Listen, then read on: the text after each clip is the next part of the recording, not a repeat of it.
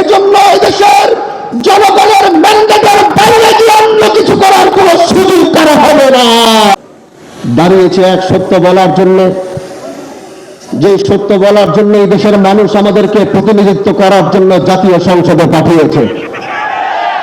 আমরা বলেছিলাম আমরা ইনসাফ প্রতিষ্ঠা করব, আমরা বলেছিলাম আমরা ন্যায় প্রতিষ্ঠা করব।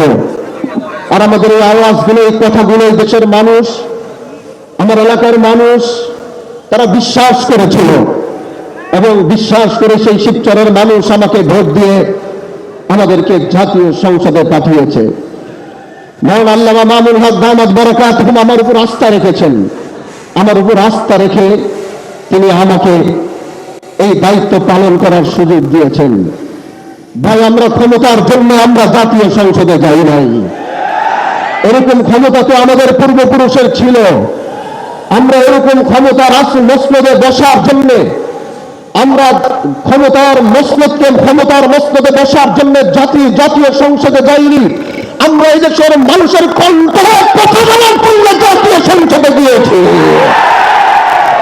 এজন্য যতদিন আমাদের কথাগুলো যতদিন রায় না হবে, আমাদের দাবিগুলো যতদিন পূরণ করা না হবে, আমাদের আন্দোলন চলতে থাকবে।